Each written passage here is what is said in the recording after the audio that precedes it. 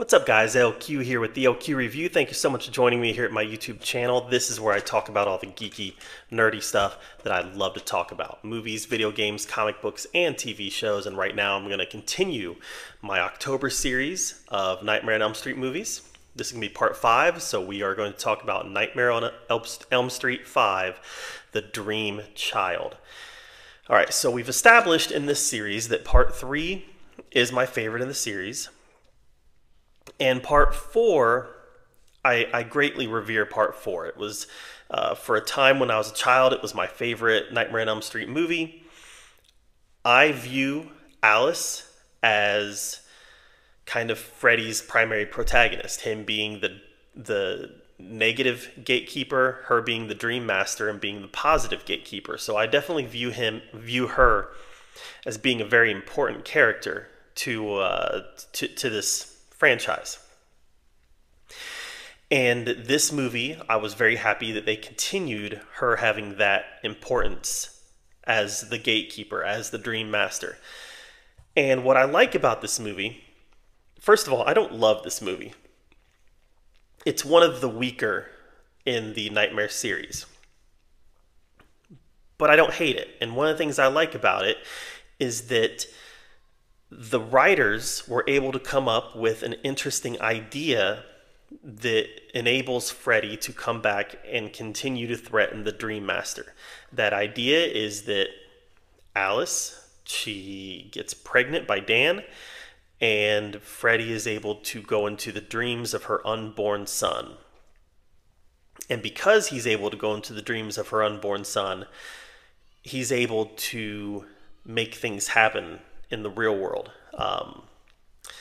The fetus, I don't know if this is true or not, but in the movie they explain that the fetus spends most of its time in a dream state.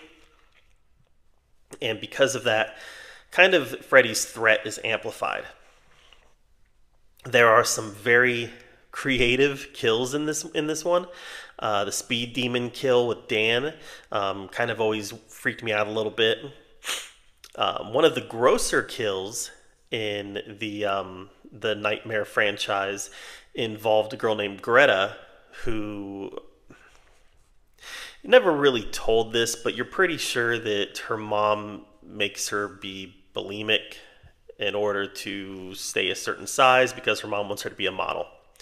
Well, like I said, it might be the grossest kill in any of the Nightmare movies, where Freddy literally feeds her to death. It's gross and it's visually off-putting, and that's the point. The point is for it to be visually off-putting, so it was well done in that regard. But it is one of the grosser kills. And then there's a kill where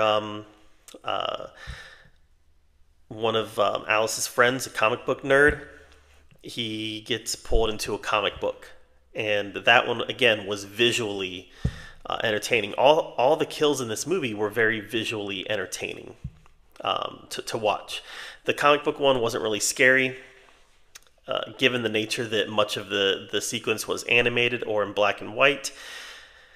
It just didn't have the scary aspect to it, but it did have some, like I said, some visual appeal.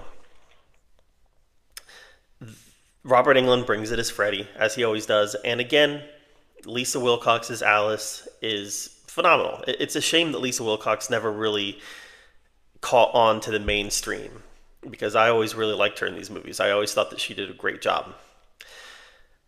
The movie falls short, though, in a couple ways. Number one, it does have a very low body count for this type of movie. I think it's 3. If I remember correctly, it's 3. But number 2, it is slow-paced for a Nightmare movie. It's very story-driven, which could be a good thing, but it is slow-paced, and it takes a while for a lot of what's happening in this movie to unfold.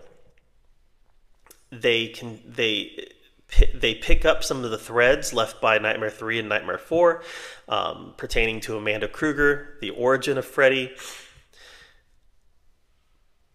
But it didn't always make sense the way that they built this, the way they continued to build onto his origin. It didn't always make sense when taken into, when you take part 3 and part 4 into account, it didn't really make all that much sense. Not all the time. I mean, it worked in the context of this movie, but as a context of a trilogy, 3, 4, and 5, which is kind of how I view these, it was the weakest world building of the 3 movies. This movie was also just really weird. It had this weird kind of trippy, very 80s music video vibe to it. Like, you felt like you were watching an 80s music video for much of the movie. And I'm not talking about the music or the soundtrack. I'm talking about the way that it's presented. It just felt, much of this movie feels amateurish in the way that's presented and the way that it's filmed. And even some of the special effects and makeup feel a little amateurish. There's one point near the end of the movie where Freddy puts his claw up to his nose like this, and when he takes it away, you can see it bending because it's rubber.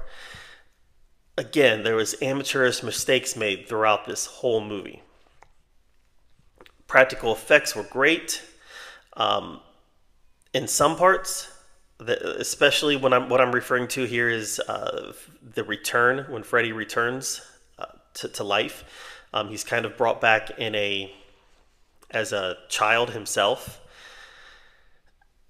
But also, so that sequence was fine as far as the practical effects are concerned. But there were parts in this movie also where the practical effects felt very much like puppetry. Felt very much like it's not really what we're being presented. Isn't what we're seeing. We know what they want it to look like, but that isn't necessarily what it looks like. Freddy continued down the jokey path in this one. I do think there were attempts made to make this one darker and scarier than part 4. But those attempts weren't really successful.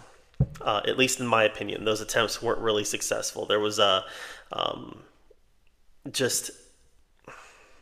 don't know how to say it. Just without saying just the feel of it. The feel of it just felt cheaper than the other two, than 3 and 4.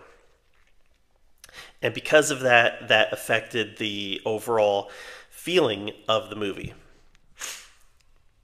But again, there's some cool sequences in here. It opens up with a shower sequence where Alice gets trapped in a shower and it starts flooding, and she has to pound on the glass door to get it to break so she can get out. There's some good sequences in here that have some real tense moments. There are just not enough of them. The movie moves too slow, and the world building is the weakest of the 3.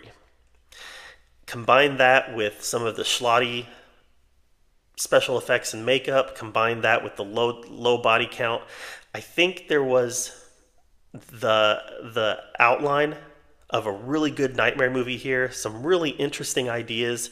Just the execution didn't work for me. Because of that, Nightmare 5: The Dream Child is one of the weaker ones in the series. Not the weakest. We're getting to the weakest very soon. But it was one of the weakest, which is a shame because I love the character of Alice.